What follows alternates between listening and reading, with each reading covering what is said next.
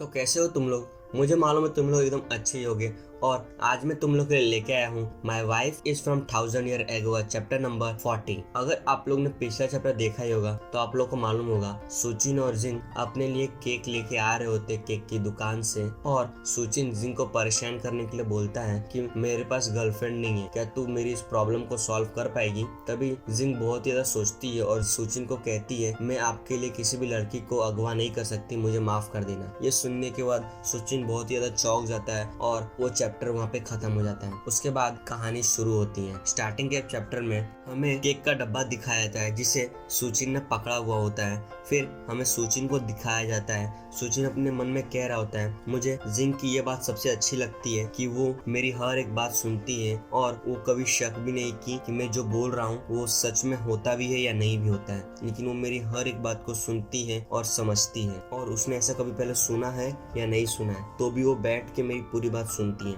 और मेरी बात सुनने के बाद वो उसे मान भी लेती है और अगर वो होगा भी नहीं तो भी उसे मान लेती है और उसके बारे में ढूंढना चालू कर देती है। फिर हमें जिंग को दिखाया जाता है और सुचिन अपने मन में कह रहा होता है अगर पढ़ा लिखा नहीं हो तो कितना अजीब लगता है, कोई भी तुम्हें कुछ भी बोल देगा तुम उसे मान लोगे, लेकिन अगर तुम पढ़े लिखे हुए तो तुम लोग इस दुनिया को बिल्कुल अलग नजर से देखोगे। नेक्स्ट सीन में जिंग सुचिन के कपड़े को पकड़ के सुचिन को कह रही होती है क्या ये सब हरकत वो भी खुले में, क्या ये सब मामूली बात है। नेक्स्ट सीन में हमें एक लड़का और लड़की को दिखाया जाता है जो एक दूसरे को किस कर रहे होते हैं और फिर सुचिन उसको देख रहा होता है। नेक्स्ट सीन में हमें सुचिन को दिखाया जाता है लेकिन अभी वो कुत्ते की शक्ल में होता है और वो जिंग को समझा रहा होता है नहीं ये सब मामूली बात नहीं है, ये बहुत ही अजीब है। और हमें बताया जाता है कि सुचिन आखिर कुत्ता क्यों बना हुआ है। इसलिए बनाया गया है क्योंकि ये बहुत ही वफादार है जिंग के तरफ, इसलिए किसी और को नहीं देख सकता और बहुत ज्यादा गुस्से में होता है सुचिन। तभी जिंग उसे देख के कहती है मैंने बिल्कुल सही सोचा था, ये सब हरकत खुले में कर ही नहीं सकते। नेक्स्ट सीन में हमें सुचिन को दिखाया जाता है। सुचिन जिंग को कह रहा होता है क्या तुम्हारे समय में ऐसे लोग नहीं थे जो इतने खुले में वो लोग भी ऐसी चीजें करें। अगर एग्जांपल दूं तो मैं वहाँ के लोग जैसे कि ली शिमिन कौन है मैं बताता हूँ। ली शिमिन एक चाइना का राजा भी था बहुत पुराने समय का। तभी जिंग सुचिन को कहती है हाँ मैंने उसके बारे में सुना है थोड़ा मोड़ा। फिर हमें सुचिन को दिखाया था। सुचिन बहुत ज्यादा खुश लग रहा होता है और अपने मन में कह रहा होता है मेरे पापा अपनी पूरी जिंदगी इतिहास को सर्च करने में लगा दी और अब पापा की जो खोजी हुई इतिहास है और जो मुझे जिंग बता रही है अगर वो दोनों साथ में नहीं मिले तो मुझे मालूम चल जाएगा जो मेरे पापा अपनी पूरी जिंदगी दिए इतिहास के लिए वो पूरी सब नकली होगी। और ये सब कितना मजेदार लग रहा है। तभी जिंग सुचिन को कहती है उसके बाद क्या। तभी सुचिन जिंग को कह रहा होता है जैसे कि मैं कह रहा हूँ कि तुम्हारे समय के जो लोग हैं वो किस तरीके से बर्ताव करते थे, जैसे कि तू अभी देख रही है हमारे पीछे जो दो लोग थे वो कितने खुले में किस कर रहे हैं, क्या तुम्हारे समय में ऐसा नहीं होता था। तभी हमें जिंग को दिखाया जाता है। जिंग कहती है मैं हमारे उस पुराने राजा के बारे में ऐसा सब क्यों सोचने लगूं, उसकी मर्जी हो जो चाहे वो करे। ये सुनने के बाद सुचिन को शौक लगता है, वो उदास हो गया होता है, उससे लगता है क्या वो हिस्ट्री के बारे में नहीं जान पाएगा। तभी हमें सुचिन को दिखाया जाता है। सुचिन कहता है तो ये बात है। नेक्स्ट सीन में हमें पुराने इतिहास के लड़की लोग को दिखाया जाता है और सुचिन अपने मन में कह रहा होता है जो इतिहास है वो सब महाराजा लोग के टॉपर लोग या फिर जो पढ़े लिखे होते हैं जो गवर्नमेंट होते हैं वही सब लोग इतिहास के बारे में लिखते हैं और जो लिखते हैं वही आता है। और मुझे नहीं लगता है कि वो लोग के बारे में ये मामूली जिंग को कुछ मालूम होगा क्योंकि जिंग एक गरीब लड़की है। और सुचिन अपने मन में कह रहा होता है मुझे लगा था कि एक हाथ में तलवार लेके और दूसरे हाथ से चिकन मटन खिला के और दारू पी के उस दुनिया पे राज किया जा सकता है। ये सब मेरी मनगढ़ंत कहानी थी। इसी में सुचिन को दिखाया जाता है। सुचिन जिंग को कह रहा होता है अगर तुम अगली बार फ्री होगी तब तुम मुझे अपने बारे में बताना कि तुम्हारे सॉल्ट गैंग में आखिर क्या क्या होता था, मुझे बहुत ज्यादा खुशी होगी ये सब जानने में। नेक्स्ट सीन में जिंग रुक जाती है और थोड़ा सा सोच रही होती है। फिर नेक्स्ट सीन में हमें कुछ सीन दिखाया जाता है कि कैसे लोग उधर मरे हुए होते हैं और नेक्स्ट सीन में कैसे एक आदमी के हाथ कटे हुए पड़े होते हैं। फिर हमें जिंग को दिखाया जाता है। जिंग ये सब याद करके बहुत ज्यादा घबरा गई होती है और सुचिन को कह रही होती है मेरी जिंदगी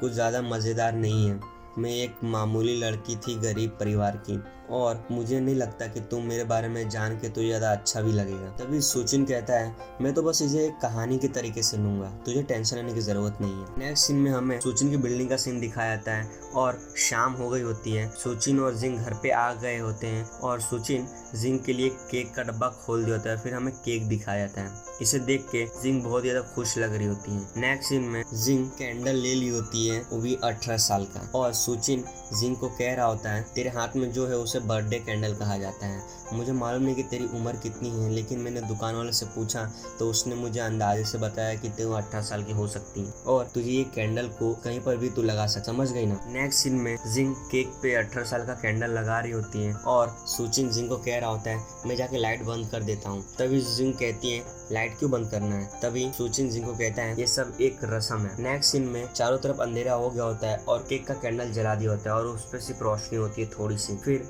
हमें सुचिन को दिखाया जाता है, सुचिन जिंग के कंधे पे हाथ रख के जिंग को कह रहा होता है सब लोग स्वागत करो रात के आसमान के तारे वॉरियर जिंग का, अब वो स्टेज पे आ रही है। फिर हमें नेक्स्ट सीन में केक को दिखाया जाता है, कैंडल जल रहे होते हैं, उस पर लिखा हुआ होता है जिंग हैप्पी बर्थडे और सुचिन जिंग को कह रहा होता है अभी दूसरा कदम है तुझे अपनी इच्छा मांगना, अपनी आंखें बंद कर और अपनी इच्छा के बारे में सोच और बाद में जो तुझे सबसे ज्यादा चाहिए उसको मांग भगवान से, समझ गई ना। और जब तू भगवान से जब इच्छा मांग लेगी तब तो अपनी आंख धीरे से खोलना और कैंडल को बुझा देना फूंक मार के। और कहता है कितना आसान है कि नहीं। ये सब देख के जिंग बहुत ज्यादा खुश लग रही होती है। फिर नेक्स्ट सीन में हमें जिंग को दिखाता है जिंग भगवान से प्रार्थना कर रही होती है। सुचिन जिंग को कह रहा होता है ये तेरा पहला बर्थडे पार्टी है और अब ये जब तेरा पहला है तो तू भगवान से कुछ भी मांगेगी तो पूरा हो ही जाएगा। नेक्स्ट सीन में जिंग भगवान प्रार्थना कर रही होती है और धीरे धीरे बोल रही होती है और सुचिन जिंग के पास जाके अपना कान लगा के सुन रहा होता है। नेक्स्ट सीन में जिंग भगवान से प्रार्थना करना पूरा कर लेती है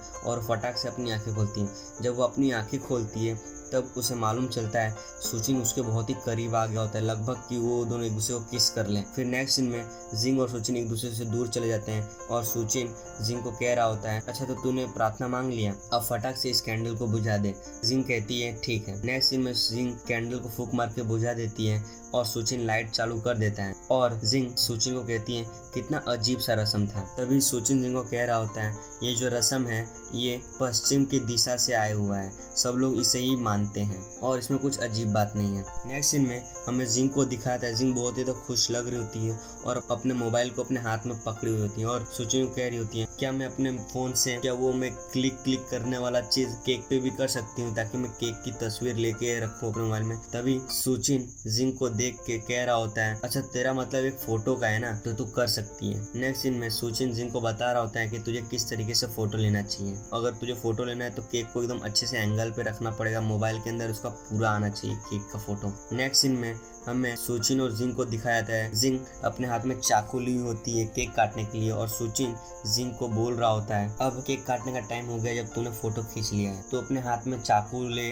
और जिस तरीके से मैं काटता हूँ उसी तरीके से तू भी काटना एकदम थोड़ा सा। और जिंग को बता रहा होता है किस तरीके से काटा जाता है। फिर जिंग केक काट लेती है और वो केक प्लेट में रख के सुचिन को कह रही होती है तू सबसे पहला केक का पीस ले सकता है। और सुचिन जिंग को कह रहा होता है मैं ये वाला केक का हिस्सा ले लेता हूँ और तू सारा का सारा केक ले सकती है और तुझे जितना चाहे उतना खा के रखना है तो रख, नहीं तो पूरा खत्म कर दे एक ही बार में। नेक्स्ट सीन में हमें केक को दिखाया जाता है, केक बहुत अच्छा दिख रहा होता है और उसमें से बस एक ही पीस निकाला होता है और जिंग कहती है ठीक है यानी इसका मतलब मेरा है पूरा। और जिंग की नजर एक बर्थडे केक के बैनर पे जाती है जहाँ पर उसे लिखा जाता है जिंग हैप्पी बर्थडे। नेक्स्ट सीन में सुचिन और जिंग केक खा रहे होते हैं और सुचिन जिंग के पास आके जिंग को पूछ रहा होता है आखिर क्यों तुम ये खा रही नहीं हो, क्या तुम्हें ये पसंद नहीं आया।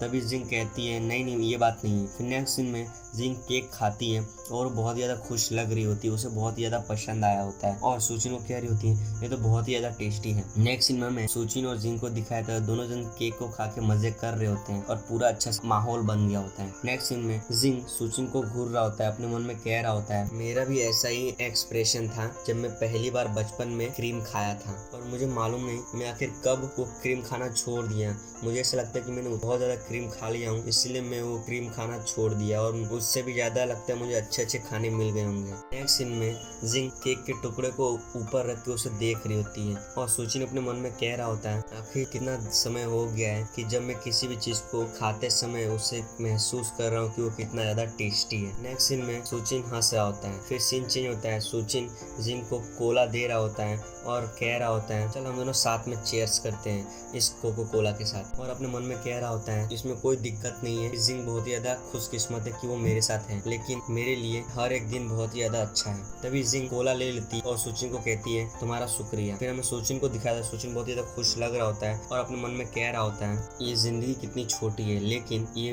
जिंदगी खराब भी नहीं है। जबकि मेरे को एक मौका मिला है पुराने समय की लड़की के साथ रहने का, ये मुझे भविष्य में बहुत ही अच्छी यादें देगी। नेक्स्ट सीन में वो दोनों कोला के साथ चीयर्स कर रहे होते हैं और कह रहे होते हैं चलो साथ में जूस पीते हैं। और इसी के साथ ये चैप्टर खत्म होता है। अगर आप लोग इस चैनल पर नए हैं तो चैनल को सब्सक्राइब करना बिल्कुल मत भूलना और साथ ही बेल आइकन दबा देना। जब भी मैं अगला एपिसोड अपलोड करूंगा तो आपको सीधा नोटिफिकेशन मिल जाएगा। अब हम लोग मिलेंगे आपको my wife is from 1000 year ago chapter number 41 में। तब तक के लिए टाटा और बाय बाय।